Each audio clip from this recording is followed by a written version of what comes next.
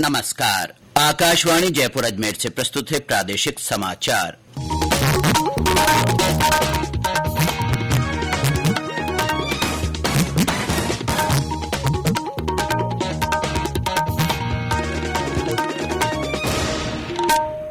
मुख्य समाचार। Rising Rajasthan global investment summit के सफल संचालन के लिए राज्य सरकार कटिबद्ध। प्रतिदिन एक नया संकल्प लिया जाएगा। मुख्यमंत्री भजनलाल शर्मा ने कहा, राज्य सरकार अपनी पहली वर्षगांठ पर 1 साल के कार्यकाल का लेखा जोखा पेश करेगी। गरीब, किसान, महिला और युवाओं को सौगातें देंगी। जयपुर में आज से physically disabled challenger cricket tournament का आयोजन। देश भर के 56 शीर्ष दिव्यांग खिलाड़ी भाग लेंगे। और प्रदेश में सर्दी का असर बढ़ा, कई स्थानों पर न्यूनतम तापमान में गिरावट।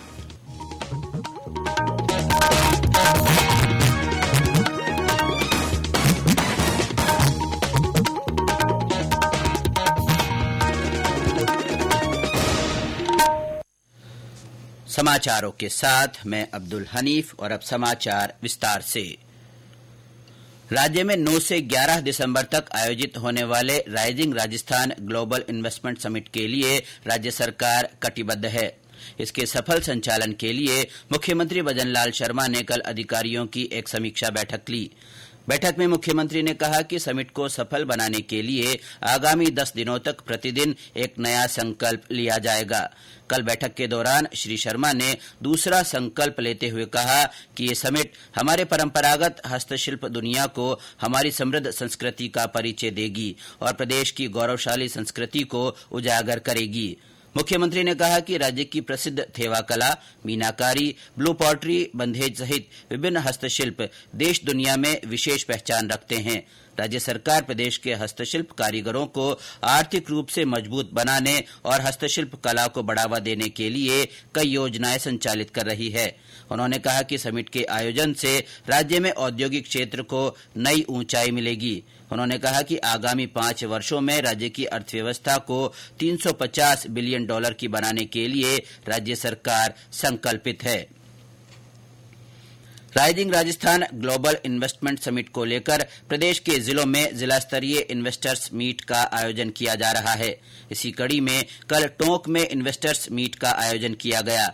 जिले के कृषि ऑडिटोरियम में हुए इस मीट में 82 MOU हुए, जिनमें करीब 2525 करोड़ रुपए से ज्यादा निवेश की संभावनाएं हैं।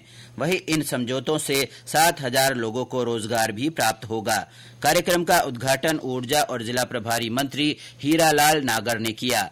इस दौरान जिले के औद्योगिक परिवेश और उद्योग व्यापार पर आधारित डॉक्यूमेंट्री भी दिखाई गई।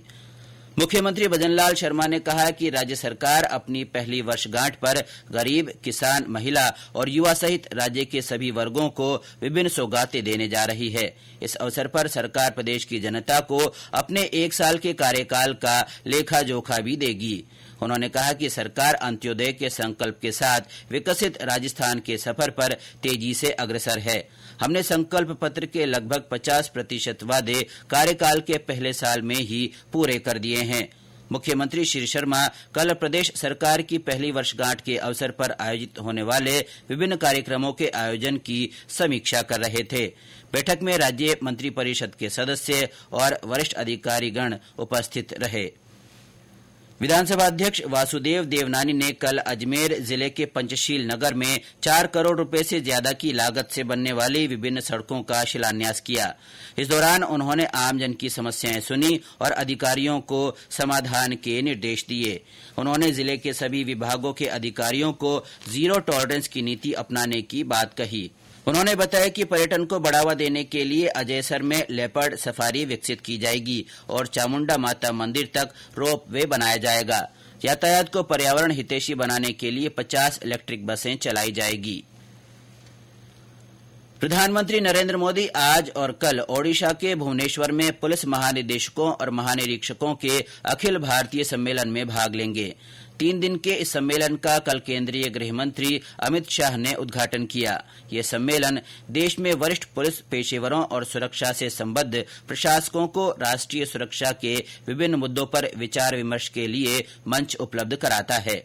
सम्मेलन में वामपंथी उग्रवाद, तटीय सुरक्षा, आतंकवाद से निपटने, नए आपराधिक कानून और मादक पदार्थों की तस्करी सहित राष्ट्रीय सुरक्षा से जुड़े प्रमुख मुद्दों पर ध्यान केंद्रित किया जा रहा है। इस दौरान विशिष्ट सेवा के लिए राष्ट्रपति पुलिस पदक भी प्रदान किए जाएंगे। ये समाचार आकाशवाणी जयपुर अजमेर से प्रसारित किए जा रहे हैं। सामाजिक न्याय और अधिकारिता विभाग के सहयोग से जयपुर में आज से फिजिकली डिसेबल्ड चैलेंजर टूर्नामेंट आयोजित किया जा रहा है। इस राष्ट्रीय स्तर के टूर्नामेंट में देश भर के 56 शीर्ष दिव्यांग खिलाड़ी भाग लेंगे। राजस्थान डिसेबल्ड क्रिकेट एसोसिएशन की अध्यक्ष ज्योत्सना चौधरी ने बताया कि इस टूर्नामेंट में 20 सदस्यीय Indian national physically disabled cricket team में जगह बनाने के लिए भाग लेंगे। चयनित टीम 14 जनवरी से श्रीलंका में आयोजित होने वाली 4 नेशंस क्वाड्रिलैटरल सीरीज में भारत का प्रतिनिधित्व करेगी, जिसमें भारत, यूके, पाकिस्तान और श्रीलंका की टीमें शामिल होंगी। उन्होंने बताया कि यह टूर्नामेंट भारतीय क्रिकेट कंट्रोल बोर्ड के तत्वावधान में differently abled cricket council of India और physically challenge cricket association of India द्वारा आयोजित किया जाता है, जिसमें आरडीसीए मेजबान संघ हैं। उन्होंने बताया कि 4 दिवसीय इस क्रिकेट टूर्नामेंट में 6 लीग मैच के साथ एक फाइनल मैच खेला जाएगा। केंद्रीय कपड़ा राज्य मंत्री पवित्रा मार्गरीटा ने कहा है कि कपड़ा उद्योग में महिलाओं की भागीदारी में उल्लेखनीय वृद्धि हुई है। कल नई दिल्ली में मीडिया से बातचीत में उन्होंने बताया कि सरकार की समर्थ योजना से 3,60,000 महिलाएं लाभान्वित हुई हैं।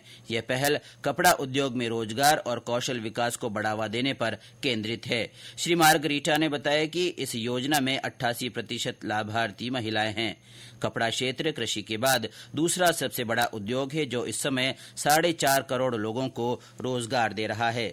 वर्ष 2030 तक 10 करोड़ लोगों को रोजगार मुहैया कराने का लक्ष्य रखा गया है।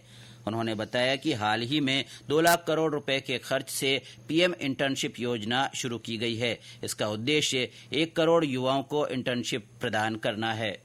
It's a world record. 1.56 crore लोगों को हम अपस्किलिंग किए हैं और उनमें से 50% से भी ज्यादा 15 से 29 सालों के बीच का जो एज ग्रुप है, युवा हैं, उनको दिए हैं। और नेशनल अप्रेंटिसशिप प्रमोशन स्कीम भी है अपना। इसके तहत हम 36,81,000 अप्रेंटिस को बेनिफिट मिला है। जोधपुर में कल जिले में स्थायी वास की सुविधा पर निवासरत पाकिस्तान के अल्पसंख्यक समुदाय के सदस्यों को नागरिकता प्रमाण पत्र प्रदान किए गए। इसके लिए doctor S N medical college auditorium में विशेष शिविर लगाया गया। शिविर में कुल 24 लोगों को नागरिकता प्रमाण पत्र और 60 लोगों को नागरिकता स्वीकृति पत्र जारी किए गए। नागरिकता प्रमाण पत्र प्राप्त कर लोगों ने राज्य सरकार और जिला प्रशासन को धन्यवाद दिया। प्रदेश में सर्दी का असर तेज होने लगा है। पिछले 24 घंटों में राज्य के विभिन्न जिलों में न्यूनतम तापमान 10 डिग्री से नीचे दर्ज किया गया। भरतपुर, सवाईमाधोपुर, टोंक और अजमेर में तापमान में गिरावट के साथ ही ठंड और गलन का एहसास बढ़ गया है। वहीं पाली में भी तापमान में गिरावट के कारण सुबह और शाम सर्दी का असर बढ़ गया है, जिससे लोगों की दिनचर्या भी प्रभावित हुई है। मौसम विभाग के अनुसार शुक्रवार को राज्य में मौसम शुष्क रहा। आगामी दिनों में मौसम के शुष्क रहने से पारे में और गिरावट आने की संभावना है। राजधानी जयपुर में भी सर्दी का असर बढ़ गया है। यहां भी तापमान में गिरावट दर्ज की गई है। माउंट आबू में तेज सर्दी का असर बरकरार है। माउंट आबू में तेज सर्दी के बावजूद सैलानियों से पर्यटक स्थल गुलजार है। प्रधानमंत्री नरेंद्र मोदी 6 दिसंबर को नई दिल्ली में भारत मंडपम में 3 दिवसीय अष्टलक्ष्मी महोत्सव 2024 का उद्घाटन करेंगे। इस महोत्सव में पूर्वोत्तर के सभी 8 राज्यों की सांस्कृतिक, प्राकृतिक और शिल्प संपदा का प्रदर्शन किया जाएगा। और अंत में मुख्य समाचार एक बार फिर। Rising Rajasthan global investment summit के सफल संचालन के लिए राज्य सरकार कटिबद्ध है। प्रतिदिन एक नया संकल्प लिया जाएगा। मुख्यमंत्री भजनलाल शर्मा ने कहा है कि राज्य सरकार अपनी पहली वर्षगांठ पर 1 साल के कार्यकाल का लेखा जोखा पेश करेगी। गरीब, किसान, महिला और युवाओं को सौगातें देंगी। जयपुर में आज से physically disabled challenger cricket tournament का आयोजन किया जा रहा है। देश भर के 56 शीर्ष दिव्यांग खिलाड़ी भाग ले रहे हैं। और प्रदेश में सर्दी का असर बढ़ गया है। कई स्थानों पर न्यूनतम तापमान में गिरावट दर्ज की गई है। इसके साथ ही प्रादेशिक समाचार बुलेटिन समाप्त हुआ। नमस्कार।